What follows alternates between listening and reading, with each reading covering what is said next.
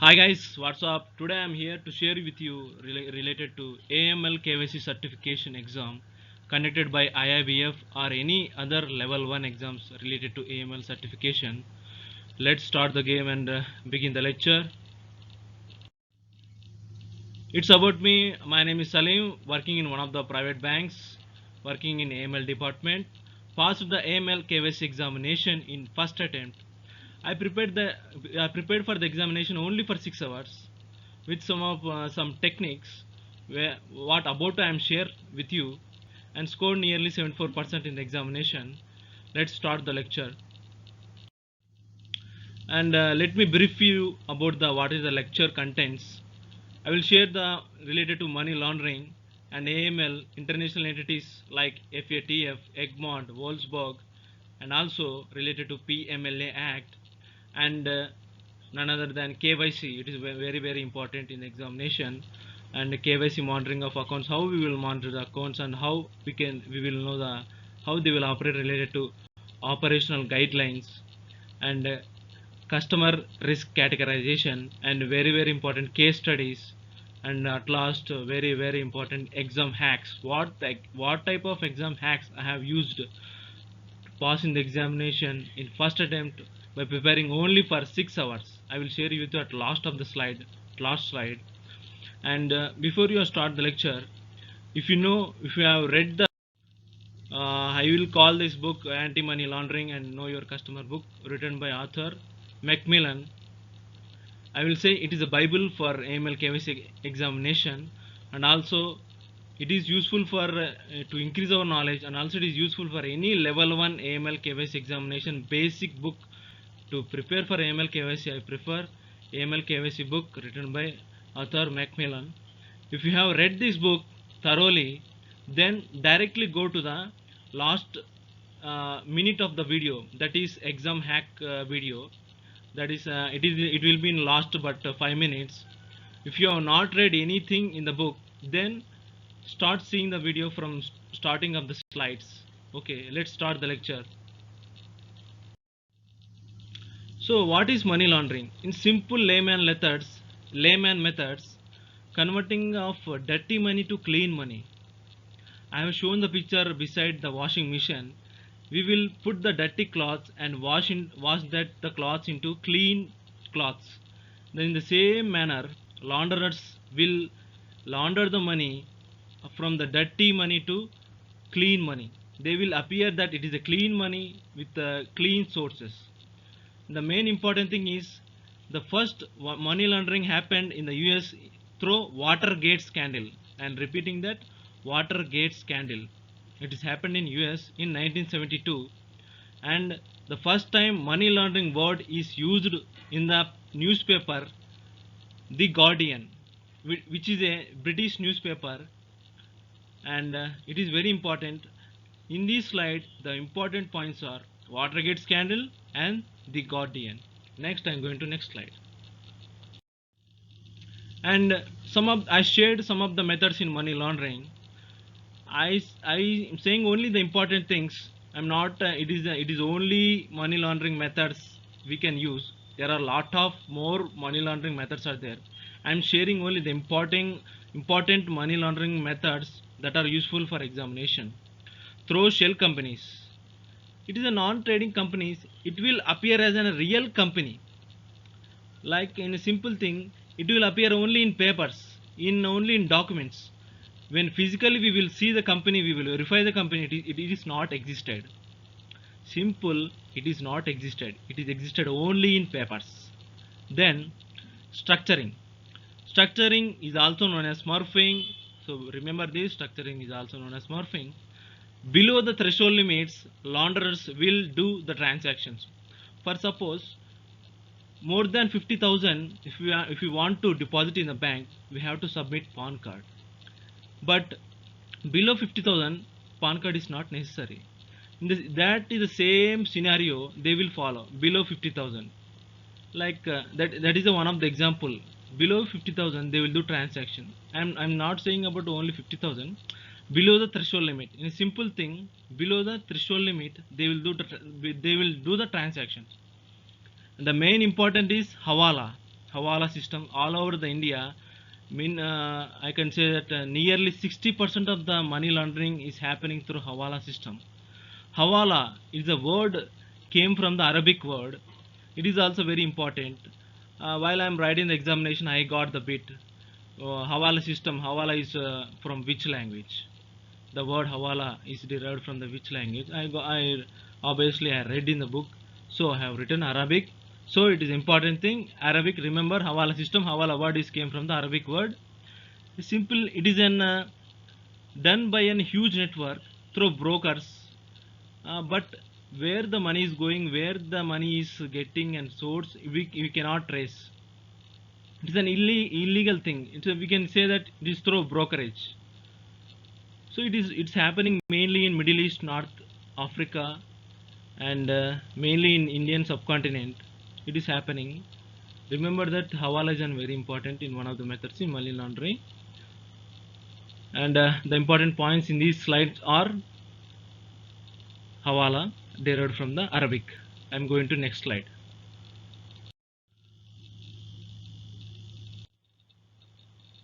And next most important thing in money laundering is layers in money laundering. There are 3 layers in money laundering: placement, layering, and integration. Placement means they will include the money into the banks. They will keep the money in the banks and any financial institutions, and then they will do the layering. Layering means they will do complex transactions. They will send from one country to another country, and they will appear it as an legal money. We can see the diagram. First here the banker getting the money, that is placement. Then layering, transferring money from one bank to another bank, wire transfer to another country, like that. Complex transactions can be done in the layering. Then next is integration. They will buy the legal entities, like they will buy cars, they will buy real estate related things, and they will invest in capital markets. And this is the last stage. We cannot find the money is a clean money or dirty money. We cannot trace maximally in this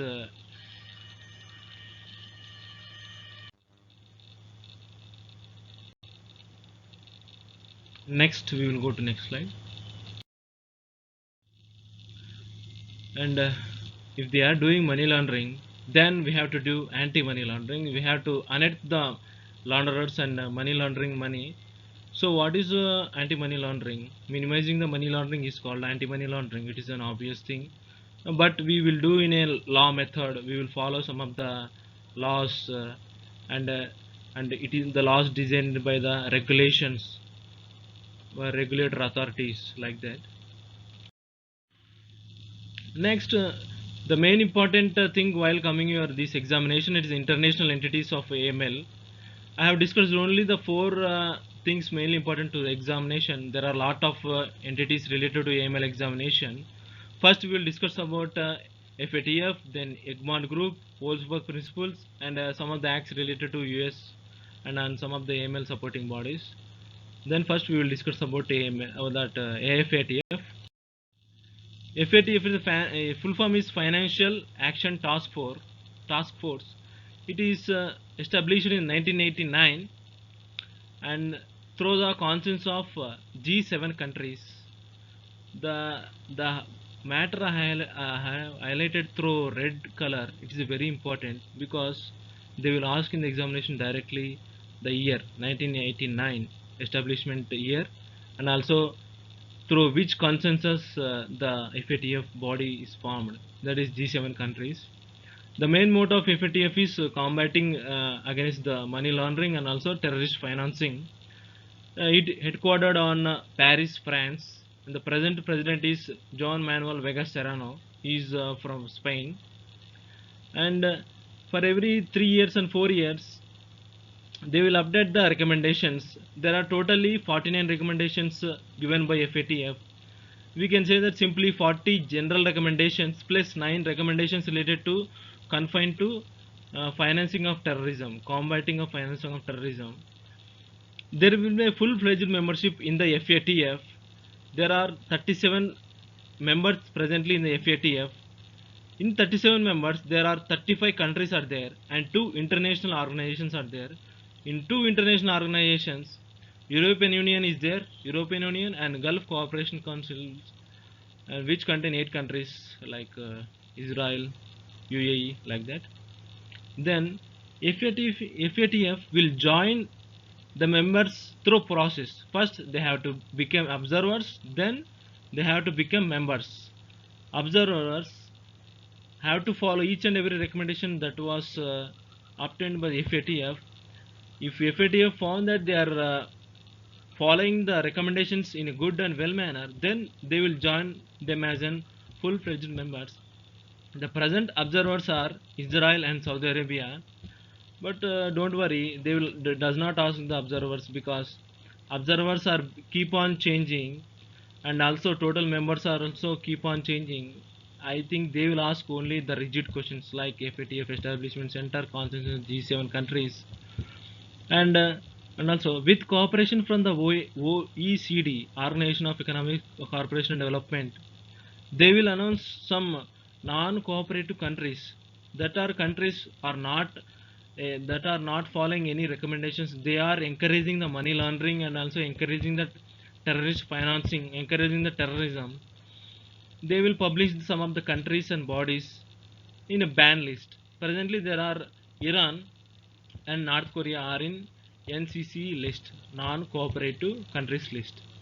You can find this matter, each and everything, in the site fatf/gafi.org. The next slide.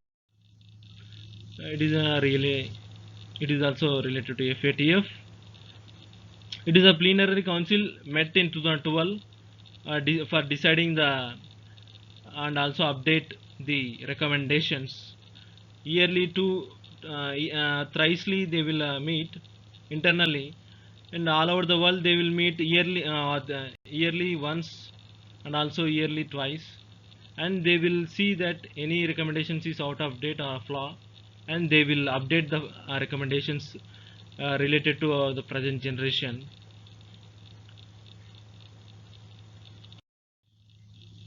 Then FATF has given some of the recommendation. I have said that 40 general recommendations and 9 the recommendations related to combating financing of terrorism. In that recommendation, when coming to this exam, there are some of the important recommendations are there, but really it is hard for us to remember each and every recommendation. There are totally 49 recommendations are there. So presently I have given some of the recommendations. There are 3, 5, 6, 11 and 13. 3 money laundering offense, 5 terrorist finance offense, 6 wire transfer, 11 record keeping and 13 related to correspondent banking. uh, I think it is important. I am giving a list of very important, but not I am not saying that do not read the remaining recommendations. Better read all the recommendation, but see to it that you remember these recommendations what I have posted. Then next slide. Next, a very important international entity is Egmont Group. It is established in the year 1995. It is mainly created for fighting against the money laundering and financing of terrorism, the same as FATF, but it focuses on only domestically. They will say that create one financial intelligence unit so that you can eradicate the money laundering domestically. That is their main motto of Egmont Group.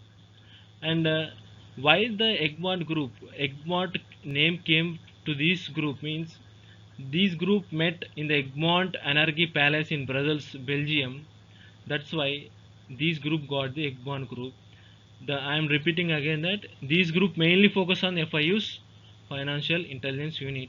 Presently, there are 151 financial intelligence units all over the world, and we are glad that India has also one financial intelligence unit. And Egmont providing one Egmont Web Secure terminology software where we can do safe transactions, wire transfers and remittance. They are providing one of the methods mediums where we can do the remittance. The important points remember in this slide are EGMOT means directly related to FIUs, Financial Intelligence Unit, and EGMOT providing EGMOT Web Secure Medium software. Then next slide. Then I have said that already that India has also one of the FIUs, Financial Intelligence Unit. It is the logo of our India FIU. But mainly FIU is under the Ministry of Finance, that is Government of Indian Department. Financial Intelligence Unit of India set by India through date 18th November 2004. Remember this date, it is very important. Financial Intelligence Unit started in November 2004. Remember this date. And Financial Intelligence Unit of India, it is an independent body. It is not an reporting to any other. It is directly reported by Finance Minister. That is obviously presently Arun Jaitley. He is headed for this council FIU. And whatever the matter I have shared here is shared through the website fiuindia.gov.in. You can see all the matters what I have said here. The important points to remember in this slide are 18th November 2004, it is establishment date of FIU India, and FIU, Financial Intelligence Unit of India, that is related to Ministry of Finance. It is under Finance Minister. These are the 2 points, important points. Next.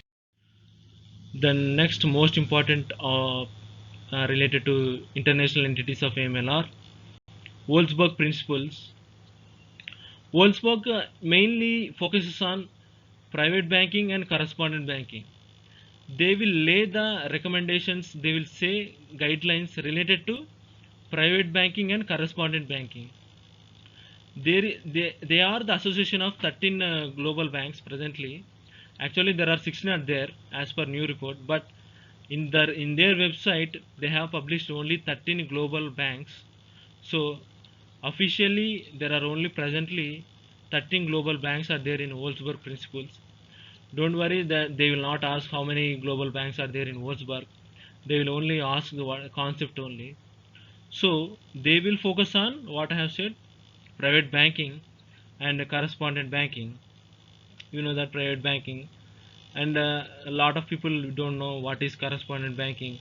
A correspondent bank is a bank or a financial institution provides services behalf of another bank where that bank operations are absent. Their bank operations are not there on that place, on that entity or on that country or anything. If they provide any services from that bank, it is a correspondent bank. I have given the official definition of that correspondent bank.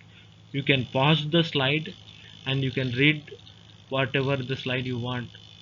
I am going bit fast, but you can pause the slide and see whatever the matter you see, whatever the important points I have kept here, and whatever the matter I have shared here I have taken from the wolfsburgprinciples.com, that is official website of the Wolfsburg. Then next slide.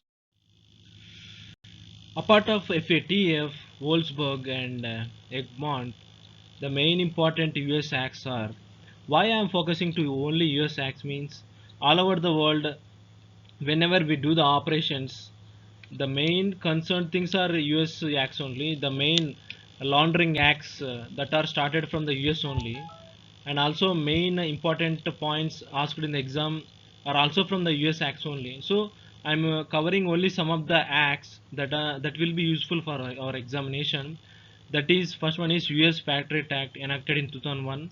It is enacted mainly for curbing the money laundering and financing of terrorism, but it is expired in 2015, but it is running in some of the areas, but not officially. Officially, US enacted the USA Freedom Act 2015, and the main motto of this is, it is a national security agency. What I have said that it is a fight against the money laundering and financing of terrorism. The official definition what they have given for the US Freedom Act I have typed in this slide. You can pause the video and you can see and read the definition. Next slide. And one of the most important entities in the US, not only in the US but also all over the world, is OFAC, Office of Foreign Asset Control. It is a financial intelligence spot, and also it is an enforcement agency, and it is an officially a US Treasury Department. OFAC is a US Treasury Department. They will give the trade sanctions. They will block the countries and entities who are enhancing, encouraging the money laundering and encouraging the terrorist financing. It is a enacted body all over the world. It is a powerful body when coming to the trade sanctions, blocking the countries when related to trade and also terrorism financing. When coming to OFAC, we will hear two terminologies. One is sanctions. Sanction means they will block the sanctions when they are implementing the money laundering, they are implementing the foreign financing related to terrorism. That is sanction. And the important terminology is specially designated nationals list, SDN list. The whatever the entities, whatever the nationals encouraging the money laundering, encouraging the financing of terrorism, they will block the sanctions related to US. Not only US, they will advise other countries to block the sanctions related to any other permitted sanction, trading, cooperation, whatever the countries related to that nation, it will be blocked. Officially all over the world, we will follow the OFAC rules. The main important points in this slide are: OFAC is an US Treasury Department. They will give trade sanctions. They will block the sanctions of some of the countries implementing the money laundering, implementing financing of terrorism, and they will list some of the specially designated nationals, that is SDN. SDN means the list where it will not do any operations, it will not do any business, and also they will inform to others, don't do business with these bodies and with these countries. And this is about OFAC. Next, yeah, we discussed about the US acts. Obviously we have to discuss about the Indian acts. Not only about Indian acts, it is very most important in the examination when coming to the Indian acts, as they will focus on only domestically. The first act is Unlawful Activities Prevention Act, which is enacted in 1967. Remember the year 1967. I got this bit while I am writing the examination. Okay. Then it is a law mainly to to minimize the unlawful activities in the India. At the time 1967, there is no money laundering terminology, as we discussed in the slide 1. The terminology of money laundering came from the 1972. But India, from that point only, indirectly they are started fighting the money laundering from 1967. Great, it is great, na? Yeah. Then the official act that was enacted by India is Prevention of Money Laundering Act 2002, and it is introduced in the Parliament in 1999, and at last it is passed in 2002. Remember that Prevention of Money Laundering Act passed in the Parliament in both Rajya Sabha and Lok Sabha in 2002. Remember this. PMLA became Act in 2002, and the important point to be noted is PMLA came into the force, enacted into the force from July 1st 2005. It became act in 2002, okay, but it became a real thing in July 1st 2005. Became the operations, became the following it rules from the July 1st 2005. All these records and client records, all these are furnished under the FIUs, Financial Intelligence Unit of India, under the Finance Ministry, under the Finance Minister Arun Jaitley. Then I have shared some of the punishments as per the PMLA Act 2002. I have shared 3 most important points when regarding to this examination. If you do money laundering as per PMLA, you are eligible for 3 to 7 years of jail, rigorous jail imprisonment, that is minimum 3 years, maximum 7 years, and you are eligible for the 5 lakhs fine. Up to 5 lakhs, the body of PMLA enacted that we are entitled for 5 lakhs fine, up to 5 lakhs. In case of dealing with the drugs, I have said that maximum 7 years, that is related to general money laundering. If you deal with the drugs, through drugs, if you do money laundering, the jail term is 10 years. Why I am saying very slowly means it is very important bit. What is the maximum imprisonment? If you do the dealings through drugs means answer is 10 years. Remember that, 10 years. Next slide. And we completed AML, ML, money laundering and international entities. Then obviously very important topic, know your customer. Know your customer is an framework enacted by the banks, RBI, to know the customer where they are doing and enacting the relationship with the bank. Obviously they have to know the customer, who is the customer, what his profile, and what type of business he is doing. To know all these, we started our bank and all over the world following know your customer. And obviously the rules are enacted by RBI, the king of banks. And next slide. Reserve Bank of India given the official definition for the customer. Who is customer? And a customer is an individual entity or business entity, partnership firms and sole proprietorship, anything who purchases the goods and also products and also use the services provided by the bank or a financial institution.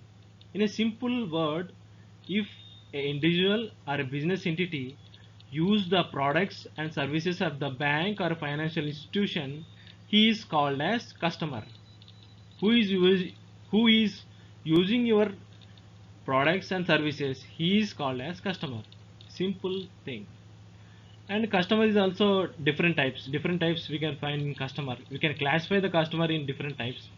Semi customer, walk-in customer, like that they are there. As far I know, I have shared semi customer.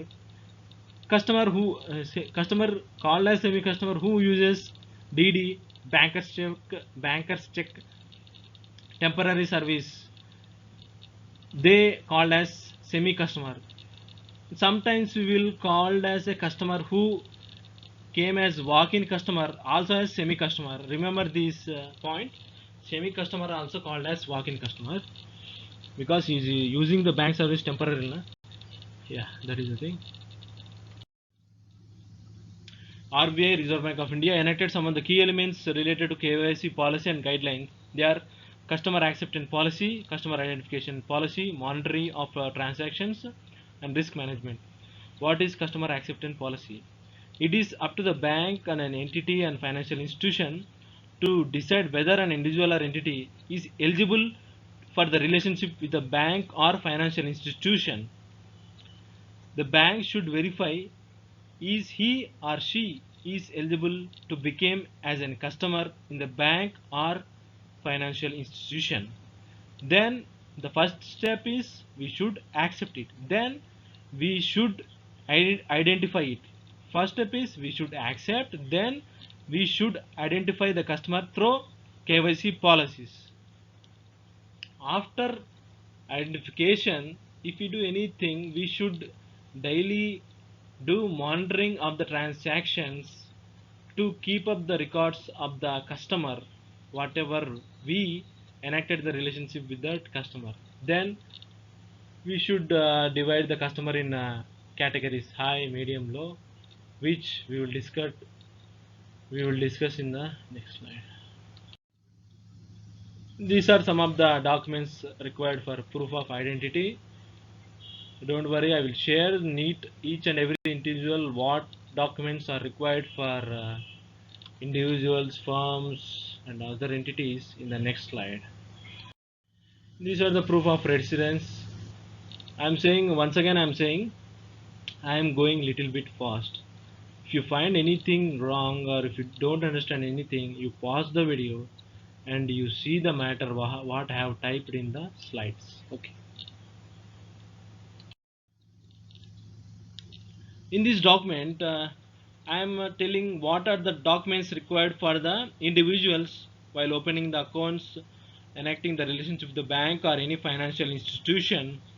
The documents required are passport, voter ID card, driving license, Aadhaar card, NREGA card.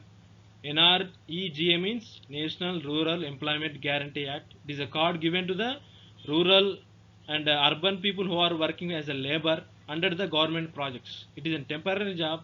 They will issue these cards to poor people. They can use as in proof of residence and identity also. Next is PAN card. And the main question arises here is, and also I have got one question related to this situation. If married women don't have any valid documents, then what she have to do for opening the bank account?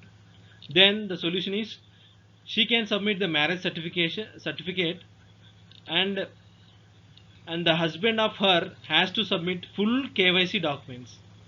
Her husband should have full KYC documents, that are the documents that I have listed above. So it is a solution that she should submit marriage certificate, then her husband should submit all above the cards what I have said: passport, voter identity, driving license, Aadhaar, PAN card. Next slide. For minors can also eligible for the opening bank account. If minor age is less than 10 years, then no proof is required. If he is more than 10 years, then ID proof is required in order to identify the minor. Until he became major, he is under the monitoring of a guardian. Bank will provide the option for the guardian. Guardian will do all transactions in behalf of minor, and guardian also should submit all KYC procedure documents related to his personal entities. And coming to the joint account, the joint account can be opened by anyone, but the maximum members in the joint account can be 3 members only. Remember that the maximum members in the joint account and the maximum applicants in the joint accounts are 3 members, and each and every person are subjected to full KYC documents. You have to submit full KYC documents. But if one person don't have the KYC documents, if other persons have full KYC documents, it can be accepted only if he or she is a blood related person to another person. For suppose, for example,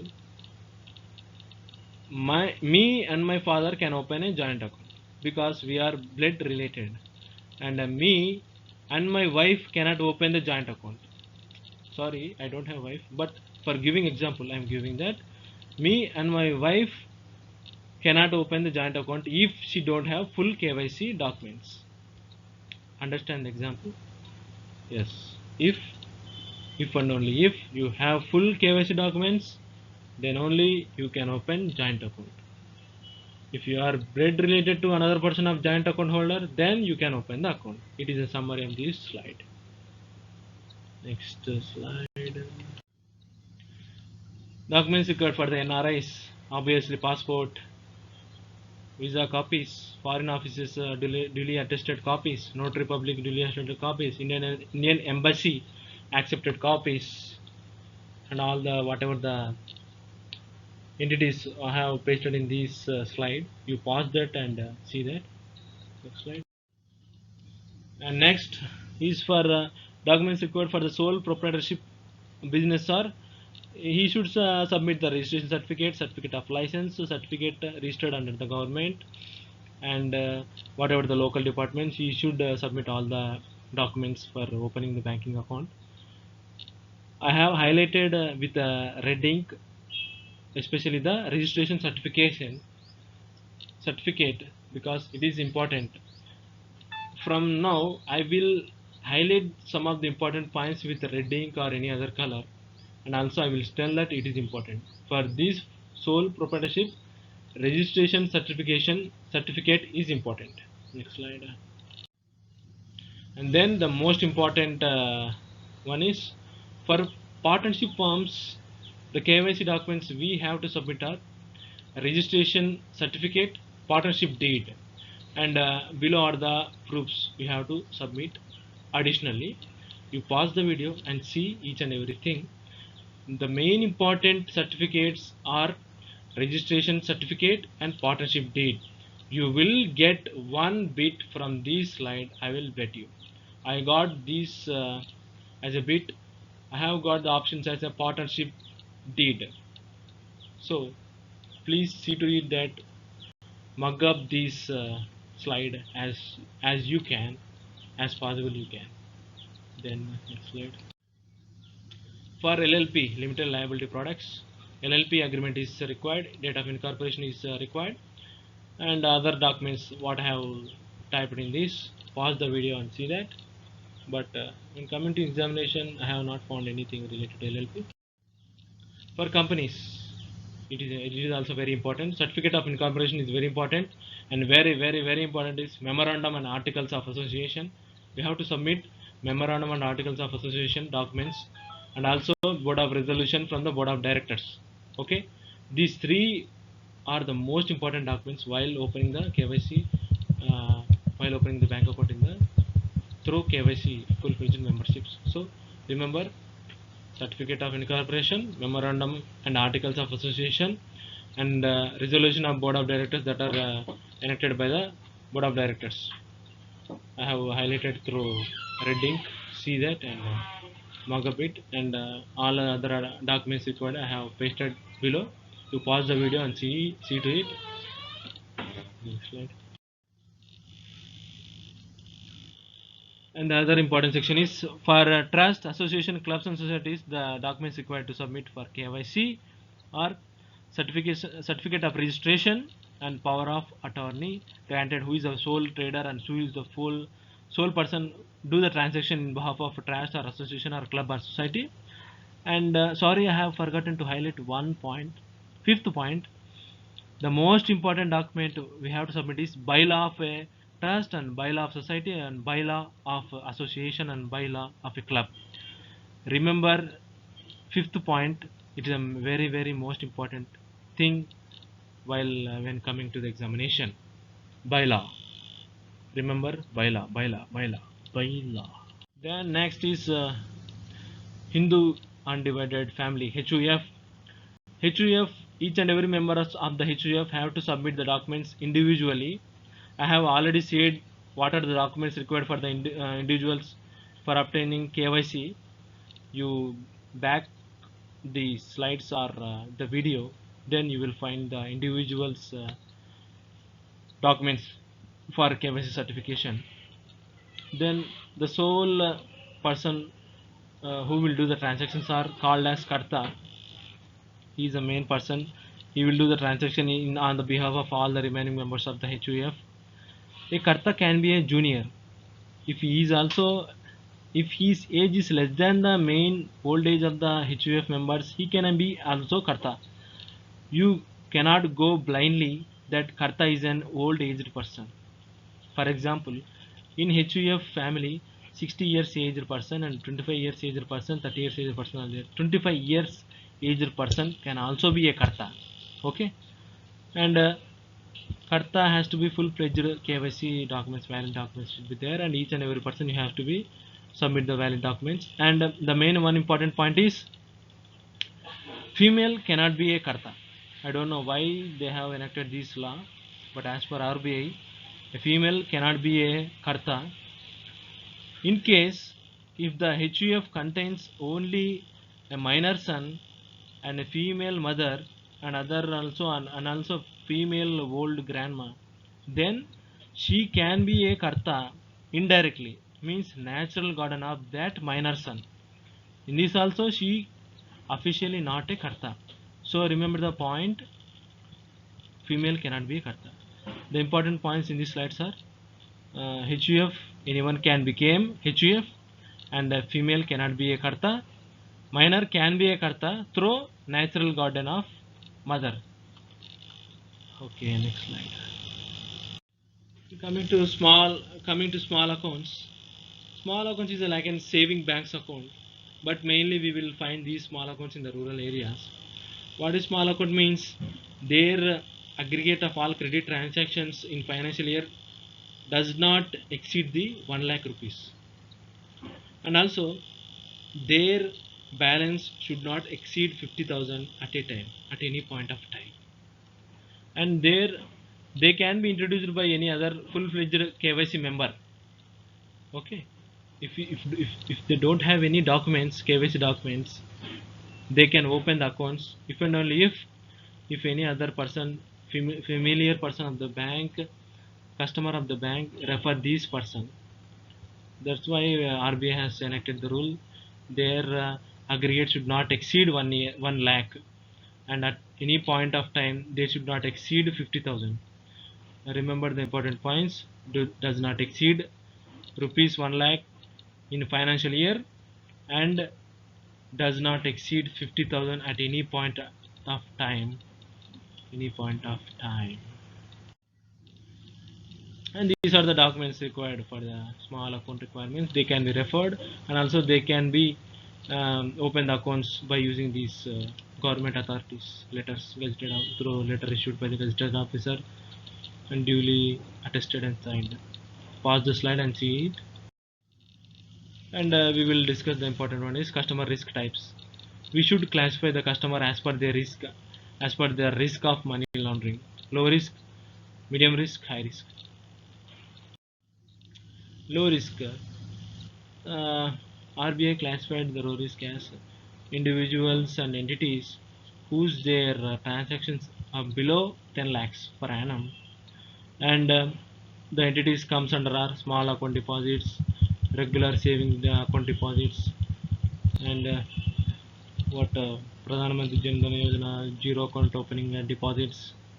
All account holders which are below the 10 lakhs per annum, they will come under low risk. Means individuals. Simply we can say that individuals who are not crossing the 10 lakhs per annum transactions and aggregate, then we can say they are subject to low risk. And these are some of the deposits of the low risk. Or if they open the FDs or RDs, they will come under low risk. And pause the slide and read whatever you want. Medium risk, if they are engaged in the business, if they are engaged in the private sector, private public limited companies,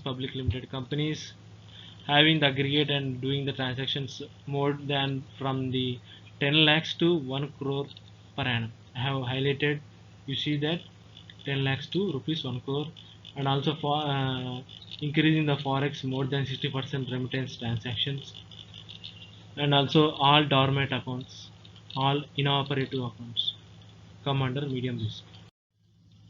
High risk, individual engaged in the business, private firms, public entities, private entities come under high risk if and only if they exceed the business transactions aggregate more than 1 crore. Obviously, trust, charities, organizations, associations will come under high risk because they will do the business more than 1 crore. So we have to continuously monitor trust, charities and NGOs.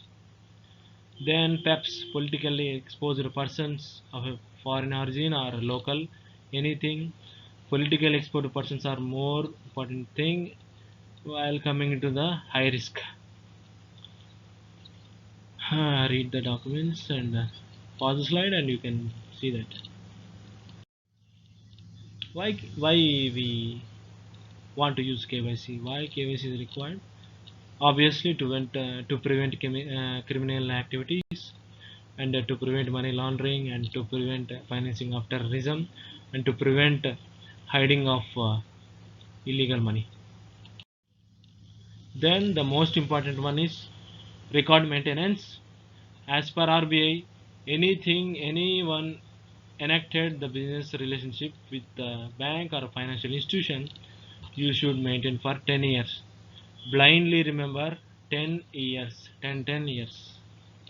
Okay, you see the fourth point, preserving records in respect of about 10 years the date of transactions, and 10 years if he terminate the relationship with the bank and anything. So blindly remember 10 years maintenance of records, that is for 10 years. Next we will discuss about the reporting types. In what types we will report the suspicious activity money laundering to FIU in India and to US authority and whatever their governing council domestically regarding their countries.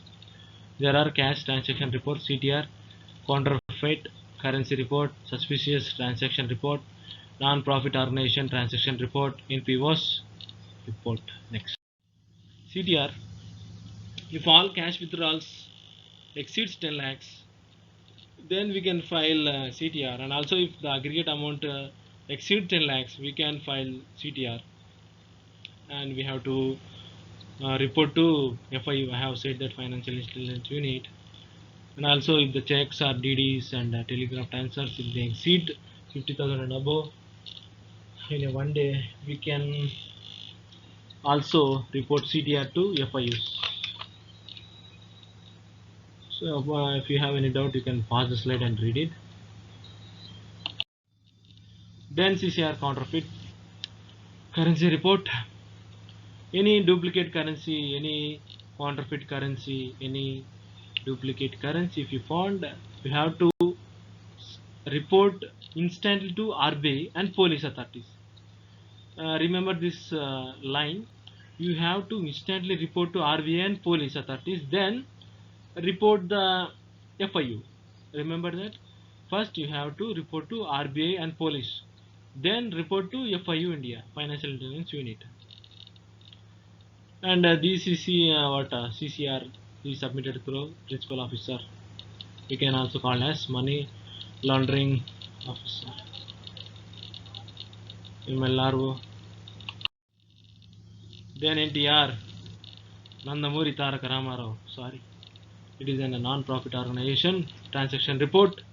All transactions involving receipt by NPOs more than 10 lakhs are equivalent in the foreign currency. Then we can file NTR. If we find any suspicious activity, we will file NTR to FIU through MLRO or principal officer. Then STR, very important, suspicious transaction report. Anything it is suspicious, whether it is made in cash or not, it is an STR. We will file STR, and the final STR is filed by MLRO or a principal officer of a regard bank or a concerned bank or an entity or business intelligence unit. They will file to FIU, Financial Intelligence Unit of the concerned domestic countries. The most very most important slide all over these slides are reporting time slide, means in within which time we have to submit these all reporting documents, CTR, CCR, NTR. CTR, CCR, and TR should be submitted within the succeeding 15th month of every month. Okay, remember this, I have highlighted through red ink. And then STR within 7 days, if and only if it is confirmed as suspicious. For example, we have done monitoring of transactions. After monitoring of transactions, we came to know that it is suspicious. Suppose today we concluded it is suspicious. Suppose today we concluded that it is a suspicious. Then within 7 days we have to report to FIU through MLRO or principal officer. Understand? After confirmation of suspicious, then your timeline is 7 days. Can be submitted through MLRO, that is principal officer, to FIU, Financial Intelligence Unit. Whatever the timeline I have shared in this slide, it is what I have taken from the Financial Intelligence Unit official website. You can go to FIU India gov.in. You will find all this information. Then Most important case studies. I have taken only two to three important case studies because I cannot explain each and every case studies. I have taken these case studies from the AML KYC book, author Macmillan.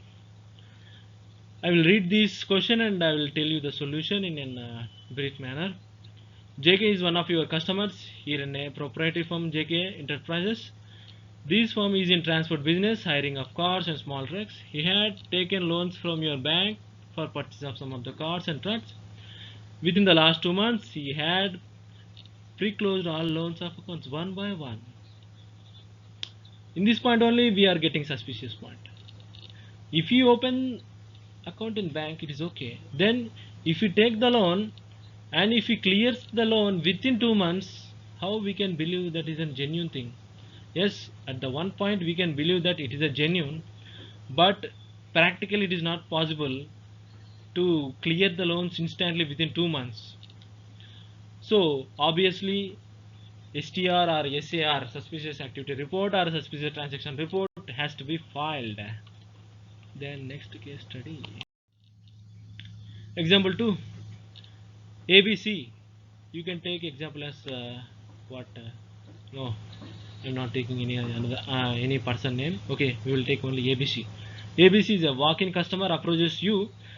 She or he wanted to open a savings bank account with you on request. She produced only voter card and ration card for identity proof and verification proof. While taking further details of activity, you realize that customer would be getting monthly pension credited to her account and she would be drawing most of amounts for her expenses. You tell her bank rule of maintaining minimum balance of account and she expresses her inability to do so. Hence, you decline to open account.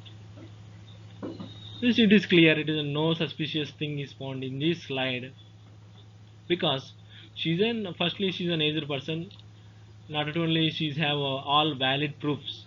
Remember, she has all valid proofs regarding to KYC. So, and also she is getting monthly pension. So there is no suspicious activity at all. But she failed to open the account because she does not want to maintain minimum balance. She want to withdraw as money as much as she want because she want to do her personal works. We don't know that. Okay, no STR is required or no STR is required. Next, previously I have explained the case studies with few examples. It is difficult for me to explain each and every case study with a different terminology. So I have decided to explain the case studies with one bullet terminology. So through checks, money laundering. Checks, taking the check from the different area. Jammu and Kashmir check is withdrawing in the Andhra Pradesh. Jammu and Kashmir check withdrawing in the Karnataka. And Assam check is withdrawing in the Telangana state. So it is suspicious. So file the STR. DD, buying multiples of DDs, which is not any university or school. Buying DDs to shell companies, buying DDs to trust organizations. File STR. And bankers check, buying multiples of bankers check without any proper documents. No proper documents, I have already said. Sudden spike. Suppose I will explain with you detailed. Suppose a person named as Musharraf Sharif already opened the bank account. He's getting his monthly aggregate of bank amount is 20,000 only. Suddenly he got 2 crores, 2 crores and 1 crore. Then bank can ask the customer what is the reason of sudden spike. If he is unable to explain the reason, obviously file SAR or STR, suspicious activity report or suspicious transaction report, file against Sharif, Mohammed Sharif, Musharraf Sharif, whatever. Sudden wire transfers. Suppose an individual is a local guy, village person, and if he do the wire transfers to US or high risk countries which are banned in the FATF list or SDN list, if he do the wire transfers, first of all, it is not matched to his profile. So, file STR obviously, and also doing the transactions with different people and different locations. I am explaining point by point. You can see in the slide, and also not willing to share the reasons of money withdrawals and money deposits, and also unrelated business transactions. If he is doing plastic business and suddenly he got amount from the jewelers, what is the relation between the plastic business and jewelers? We cannot relate, so escalate the case. Then the another important case studies terminals are jewelers related. If you find the word jewelers, directly escalate the case. There is no explanation from me. Directly escalate the case. If you find any jewelers related in the case study, directly escalate the case. Suspecting the case, raising the SR. Immediate deposits and cash withdrawals, escalate the case. Business with shell companies, escalate the case. Business with high risk countries, escalate the case. If a person maintaining a bank account from since 2 to 3 years and suddenly he got a money, firstly ask the customer what is the reason. If he does not explain in a clean manner, convincingly, if you are not convinced, then not sure, first report your manager. If he is also not sure, file SCR, else not required. If you got a clear answer, then local company doing a transaction with offshore company, local company, a local plastic company doing transactions with the African companies with the different terminologies. Suppose he's doing plastic business. Suppose that person doing the cement manufacturing company. What is the relation with that? So escalate the case. Feel that the customer are in front of you, and feel the case studies that feel the case study as a real thing. Examine each and every case study as that you have experienced in the case study. Okay. Sudden wire transfers, yes, suddenly if you do wire transfers, then wait, ask for the reason, then not sufficient answer, then is that file suspicious activity report. At last, oh god, oh my god, I know that whatever the previous slides I have explained in good manner and bad manner, I don't know. Whatever I know, I have explained in a good manner, and also I don't know English in very much. I know only average English. I have explained in only in average English. So if my English is in wrong, please forgive me. And at last, I know that you are asking for exam hacks, blind cheat codes in the next slide.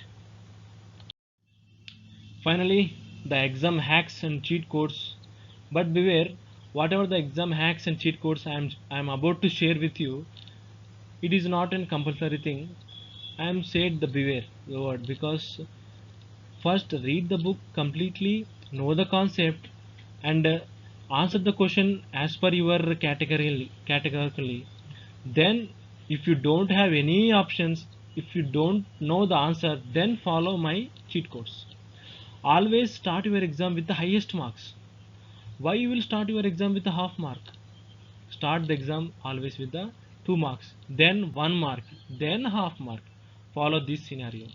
Start the exam with the 2 marks. Read case studies carefully. First read the case studies.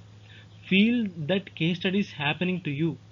Feel like you are doing the physical transaction monitoring for the case study. Then you will get the answer obviously. And the very important hack and cheat code is, for maximum case studies, answer will be report suspicious, file SIR, report to higher authorities. Okay, 99.9% answer for the case studies will be report SIR, suspicious, escalate the case. These will be the answers. But beware, read the case study carefully, answer categorically. If you don't have any option, follow this. But I assure you, 99.9% answer will be report case, means escalate the case, report SAR, report STR. Then read the KYC required documents for the entities, individuals, partnership firms. Partnership means partnership deed is required. Trust means bylaws is required. Like that, previously I have said you. Pause the slides and read the whatever you want. And remember the years of the establishment of the important bodies, and remember the years of acts, very important acts. And the important cheat code is If the question appears and in the options you have seen only one word with uh, the word, that line contains laundering, that line contains complaints, then answer maximally will be the option which contain complaints or option which contain laundering. Okay, see to it that first read and read categorically, read conceptual wise, answer yourself. If you don't have any choice, follow this choice what I have said.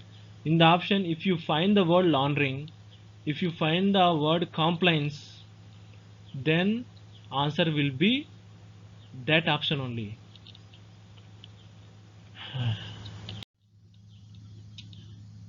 No tension, do well in the examination. All the best to you all people. And I personally thank Rahul Singh, who is a professor in the IABF institution. Thank you Rahul Singh for the valuable suggestion and feedback. Whatever, he is the main motto person creating this video. And at last, I'm ending this video with an motto: Jai Jawan, Jai Kisan, Jai Bharat Mata ki Jai. Without Jawan, we cannot live peacefully in the country. Without Kisan, we cannot peacefully eat the food. So remember their greatness. And thank you watching this video patiently. If I have done any mistakes, forgive me. I know that my English is very poor. Sorry. I have shared very important points. If you don't understand anything, go to the previous slides and pause it and see the important points. Thank you, one and all. Jai Hind.